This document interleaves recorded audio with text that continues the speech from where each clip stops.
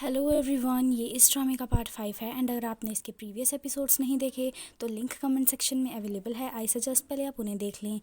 और इस ड्रामे का नाम है द जर्नी और इसका अनदर टाइटल है Sheoran journey of partnering in ancient time. तो चलें वीडियो स्टार्ट करते हैं। लास्ट एपिसोड में हमने देखा था कि चीफ को श्याओ से प्यार हो जाता है और अब वो श्याओ से शादी करने की इंटेंशंस रखता है, जो चीज़ लियान को बिल्कुल पसंद नहीं आती। तो वो चीफ को अच्छा खासा पीट देता है और लियान से पिटने के बाद चीफ को भी अकल आ जाती है और वो श्याओ पर से गिव अप कर देता है और उससे शादी करने के ख्याल तो अपने दिमाग से निकाल ही देता है और उन दोनों को वहाँ से जाने के लिए भी अलाउ कर देता है। श्याओ और लियान उन्हें छोड़कर जाने वाले होते हैं तो चीफ श्याओ से बात करने के लिए डरते डरते उसके पास आता है, बट जब वो लियान की तरफ देखता है तो श्याओ से थोड़ी डिस्टेंस मेंटेन कर लेता है और श्याओ से कहता है कि मैं तुम्हें बहुत मिस करूंगा, मेरा मतलब तुम्हारी कुकिंग को। तो श्याओ से कहती है कि कोई बात नहीं, वो फ्यूचर में फिर कभी यहाँ आकर उनके लिए कुकिंग करेगी।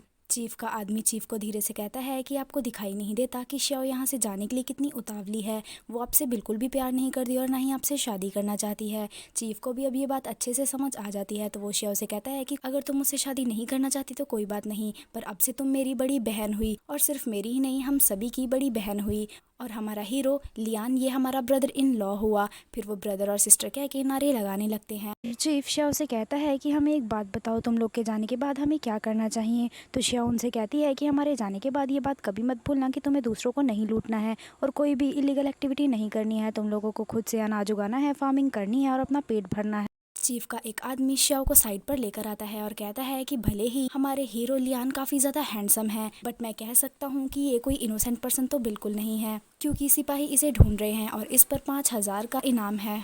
और अगर तुम दोनों को फ्यूचर में कभी भी कोई प्रॉब्लम आए तो बस हमें एक बार याद करना, हम पूरी कोशिश करेंगे तुम लोगों की हेल्प करने की। तभी लियान श्याओ को आवाज़ें लगाने लगता है चलने के लिए और यहाँ सभी खुशी खुशी इन दोनों को विदा कर देते हैं। रास्ते में श्याओ लियान से पूछती है कि चैंगयान सिटी पहुंचकर क्या करने के प्लान्स हैं तुम्हारे। तो लियान उसे बताता है कि वो लोग चैंगयान नहीं बाइलियांग जाएंगे। श्याओ कहती है बाइलियांग। तो लियान कहता है कि हाँ, ये एरिया बॉर्डर के पास है। तो श्याओ कहती है बॉर्डर के पास, इट मीन्स वहाँ तो वॉर्स भी होते रहते होंगे। तो लियांग हाँ बोलता है। तो श्याओ कहती है तो फिर तो मैं तुम्हारे साथ गलत ही आ गई, मुझे तो उन लोग के पास ही रुक जाना चाहिए था और चीफ के साथ ही शादी कर लेनी चाहिए थी। तो लियांग कहता है कि तुम चीफ से सच में शादी कर लेती। तो श्याओ कहती है कि हाँ, इसमें बुराई ही क्या है। तो लियांग श्याओ के काफ़ी क्लोज आकर कहता है कि अगर उसे चीफ से शादी करनी है तो शादी करने से पहले वो उसे एंटीडॉट्स दे दे।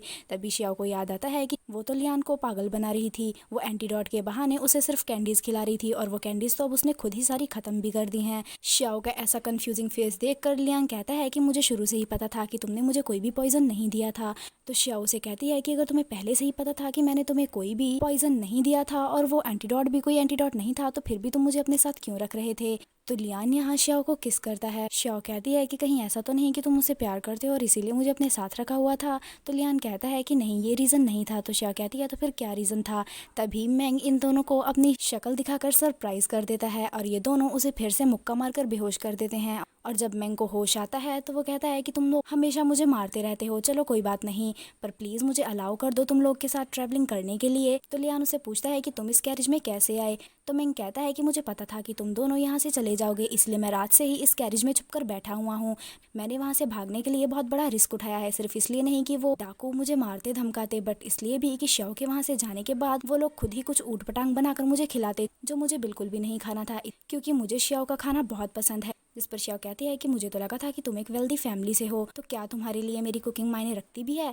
जिस पर मैंग कहता है कि हाँ बिल्कुल रखती है। और यहाँ फिर वो अपनी कहानियाँ सुनाने बैठ जाता है और कहता है कि बचपन से ही मैं ना कुकिंग से रिलेटेड बुक्स पढ़ता था और मेरी हमेशा से यही विश रही है कि मैं उन बुक्स में दिखाई गई हर एक टेस्टी डिश को टेस्ट कर पाऊँ, और मेरी ये विश पूरी भी हुई। जब मैं श्याओ से मिला उसने मुझे काफ़ी अच्छे और टेस्टी डिशेस बनाकर खिलाई हैं और अब मैंने भी डिसाइड कर लिया है कि मैं तुम दोनों के साथ बाइलियांग सिटी जाऊँगा। वो अपनी इन्हीं बातों में खोया था कि लियांग और श्याओ कैरेज में बैठकर वहाँ से भाग जाते हैं और जब मैंग को एहसास होता है कि वो दोनों वहाँ से जा चुके हैं तो वो भी कैरेज के पीछे मिस श्याओ चिल्लाता हुआ भागता है। रास्ते में श्याओ सो जाती है तो लियान उसे बहुत ही प्यार से देखता है और फिर उसे उठाता है और कहता है कि हम पहुंच गए।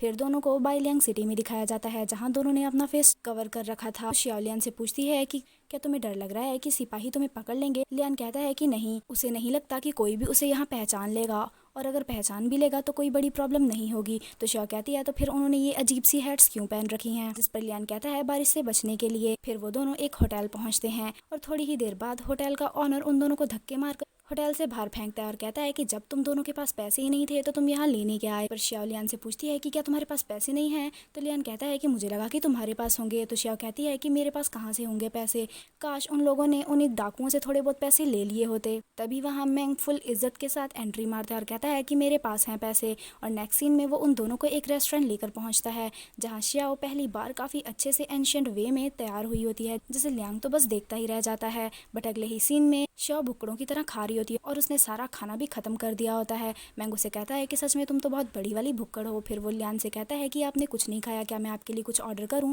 जिस पर लियांग कहता है कि तुम यहाँ कैसे पहुंचे। तो मैंग बताता है कि आप लोग तो मुझे वहीं छोड़कर आ गए थे, मुझ पर कोई तरस दिखाए, बट मुझे रास्ते में कुछ मर्चेंट्स मिले जिन्होंने मुझे राइड दी और चेंगयान सिटी पहुंचा दिया। बट वहां जाकर मुझे याद आया कि आप दोनों बाइलियांग सिटी आ रहे हैं, तो मैंने अपनी फैमिली को लेटर लिखा कि मैं बाइलियांग सिटी अपने फैमिली रेस्टोरेंट को संभालने के लिए जा रहा हूँ। फिर श्याओ उस खाने की काफ़ी तारीफ करने लगती है और कहती है कि उसने पहली बार इतना टेस्टी खाना खाया है, सच में ये लाजवाब है। और ऐसे रेस्टोरेंट में तो वो पहली बार खा रही है क्योंकि उसने ऐसे रेस्टोरेंट सिर्फ टीवी सीरीज में ही देखे हैं। फिर वो मैंग से कहती है कि मुझे इस रेस्टोरेंट के शेफ से मिलना है ताकि मैं उनसे मिलकर उनकी कुकिंग स्किल्स को याद कर सकूं। जिस पर मैंग कहता है कि तुम्हें ऐसा करने की कोई ज़रूरत नहीं है क्योंकि ये रेस्टोरेंट मैं तुम्हें एज अ गिफ्ट दे रहा हूँ, अब से ये रेस्टोरेंट तुम्हारा हुआ।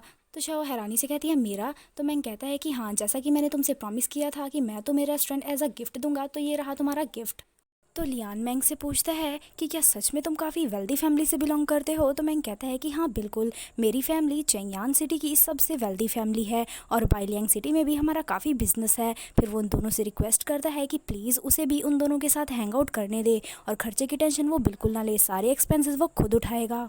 और फिर अगले सीन में श्याओ रूम में होती है जहाँ वो काफ़ी ज़्यादा खुश हो रही होती है क्योंकि उसे रेस्टोरेंट मिल गया होता है। तभी वहाँ लियान आता है तो वो उसे कहती है कि उसने नहीं सोचा था कि मैंग के इस होटल में रहने के लिए मान जाएगा। वैसे क्या वो यहाँ मेरी वजह से रहने के लिए माना है या फिर वो क्योंकि उसके पास रुकने के लिए कोई और जगह नहीं है।